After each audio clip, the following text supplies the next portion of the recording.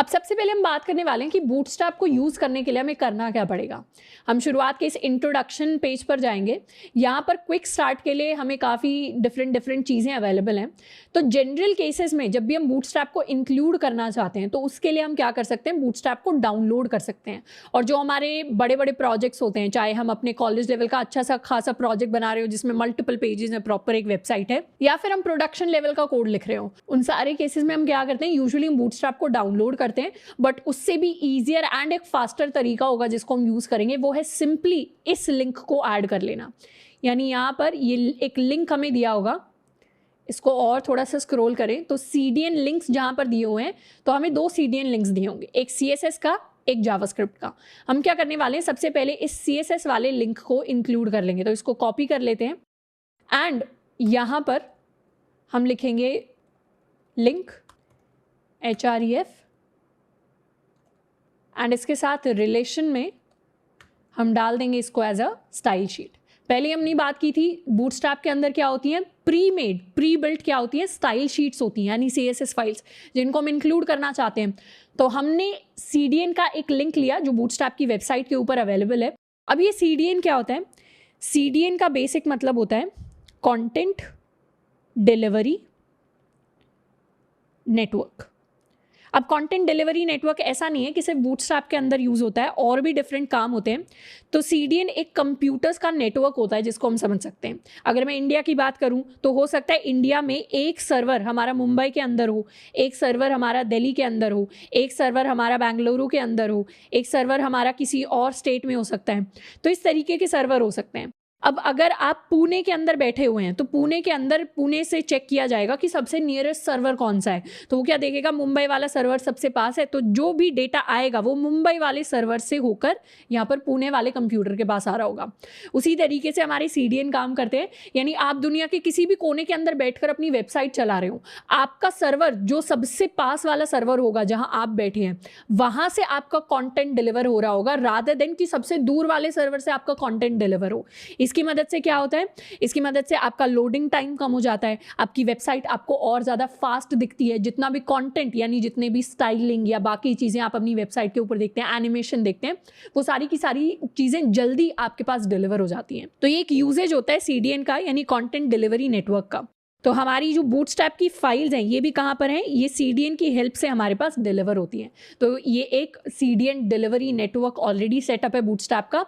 अब इसके साथ साथ CDN के और भी काम होते हैं। जैसे हमारे पास हम YouTube चलाते हैं, YouTube के ऊपर हम बहुत सारी वीडियोस को देख पाते हैं। वीडियो भी क्या है, वीडियो भी अपने आप में एक कंटेंट है। तो वीडियो भी हमारे फ़ोन तक, हमारे लैपटॉप तक पहुंचाने के लिए CDN सेटअप है जो YouTube की वीडियोस को हमारे तक डिलीवर करता है। या हम इंस्टाग्राम पर फोटोज देखते हैं, फोटोज भी क्या है, फोटोज भी कंटेंट है। तो इंस्टाग्राम ने भी अपना एक CDN सेटअप कर रखा था, कंटेंट डिलीवरी नेटवर्क, जिसकी मदद से वो फोटोज इंस्टाग्राम वाली हमारे पास जल्दी पहुंच पाती है। वरना अगर कंटेंट की डिलीवरी में डिले आएगा तो पूरा दिन हम अपने इंस्टाग्राम को स्क्रॉल करते रहेंगे, रिफ्रेश करते रहेंगे कि फोटोज आ क्यों नहीं रही, जो पहले 2G नेटवर्क्स के अंदर होता था। बट वो चीज़ अब नहीं होती क्योंकि हमारे कंटेंट डिलीवरी नेटवर्क बहुत फास्टर हो गए हैं, बहुत अच्छे हो गए हैं हर जगह। तो एक CDN का लिंक हम इंक्लूड करते हैं जिसकी मदद से CSS फाइल्स जल्दी लोड हो जाएंगी हमारी प्रोजेक्ट के अंदर। अब इसके साथ साथ हमने ऑलरेडी index.html के साथ एक style.css तो बनाई है जो खाली है, तो यहाँ पर हम उसे भी इंक्लूड कर लेते हैं। हम लेंगे लिंक, रिलेशन हो गया हमारा वही सेम स्टाइल शीट, एंड उसके साथ इसका लिंक हो गया style.css। बिल्कुल सेम फॉर्मेट में हमने दोनों CSS फाइल्स को इंक्लूड कर लिया। एक बूटस्ट्रैप की है, एक हमारी ओरिजिनल CSS फाइल है। अब जब पहले आप बूटस्ट्रैप की फाइल इंक्लूड करेंगे और बाद में अपनी CSS की फाइल इंक्लूड करेंगे, तो जो स्टाइलिंग आप style.css के अंदर लिखेंगे वो ओवरराइड कर देगी आपकी बूटस्ट्रैप की स्टाइलिंग को। पर अगर इसे आप पहले लिख देते हैं एंड बूटस्ट्रैप को आप बाद में इंक्लूड करते हैं तो बूटस्ट्रैप ओवरराइड करेगा। तो आप डिसाइड कर सकते हैं कि आप ऑलरेडी एग्जिस्टिंग बूटस्ट्रैप के ऊपर कस्टमाइजेशंस करना चाहते हैं या नहीं करना चाहते। एंड इसके साथ साथ एक जावास्क्रिप्ट का भी लिंक है जिसको आप इंक्लूड कर सकते हैं। जैसे ही CDN लिंक हम CSS के लिए लिखते हैं, वैसे ही CDN लिंक हम जावास्क्रिप्ट के लिए भी इंक्लूड कर सकते हैं। जावास्क्रिप्ट से बेसिकली क्या होगा, कई सारी ऐसी फंक्शनैलिटी होंगी, जैसे ड्रॉप डाउन की फंक्शनैलिटी होगी, जैसे हमारे बटन की फंक्शनैलिटी होगी। इसका एक एग्जाम्पल देख लेते हैं। जैसे नैव बार के अंदर जाकर हम अलग अलग तरीके के नैव बार्स को क्रिएट कर सकते हैं। अब ड्रॉप डाउन पर क्लिक करते ही हमारे पास ये सारे ऑप्शंस आ जाएं, या फिर हमारे बटन को क्लिक करते ही कुछ कुछ फंक्शनैलिटी हो जाए। तो इस तरीके की जो चीज़ें होती हैं जैसे रीलोड हो गया, इस तरीके की जो चीज़ें होती हैं इनके लिए हमें जावास्क्रिप्ट चाहिए होती है। तो जावास्क्रिप्ट को वैसे तो हम अभी डिटेल में इतना डिस्कस नहीं करेंगे, बट हम चाहें तो इस जावास्क्रिप्ट के लिंक को भी अपनी फाइल के अंदर इंक्लूड कर सकते हैं। इसको इंक्लूड करने के लिए हमें सिंपली क्या करना पड़ेगा, वहीं पर आ जाते हैं CDN लिंक्स, ये जावास्क्रिप्ट का लिंक हमें करना पड़ेगा कॉपी, एंड इसे इंक्लूड करेंगे हम बॉडी टैग से जस्ट पहले। बॉडी टैग से जस्ट पहले हम एक नया टैग लिखेंगे which is my script tag.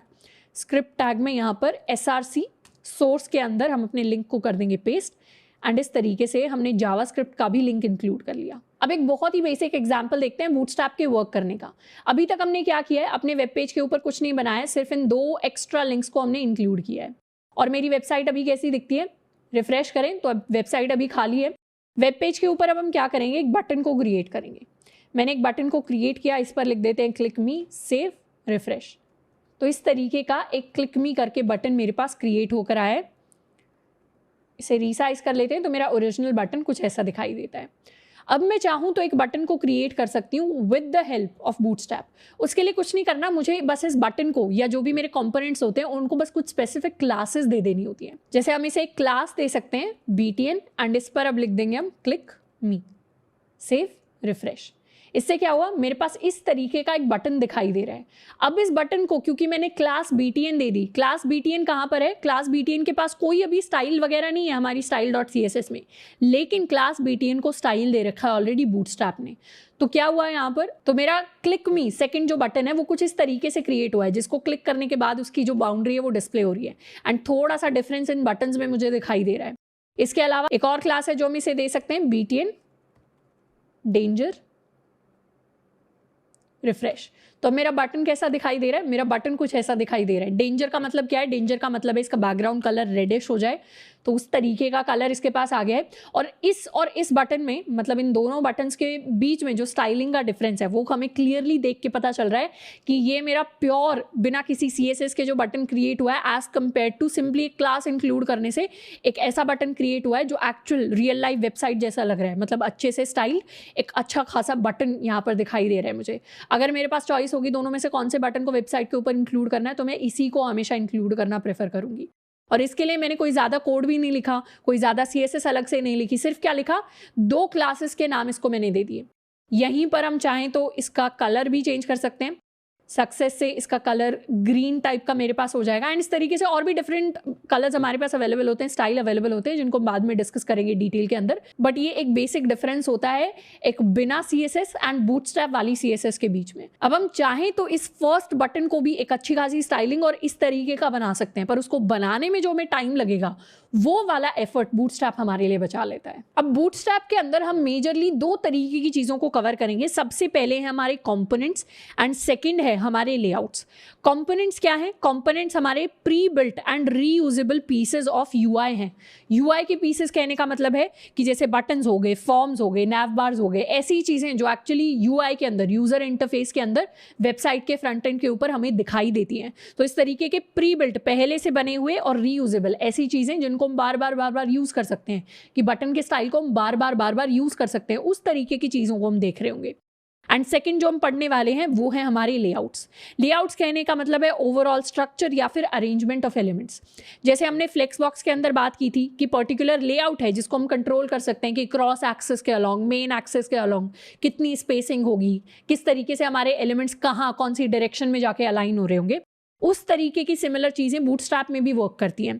तो बूटस्ट्रैप के अंदर कंटेनर लेआउट के अंदर, ग्रिड के अंदर किस तरीके से हम स्पेस दे सकते हैं या किस तरीके से हम लेआउट प्रिपेयर कर सकते हैं, उनको हम डिटेल में डिस्कस करने वाले हैं।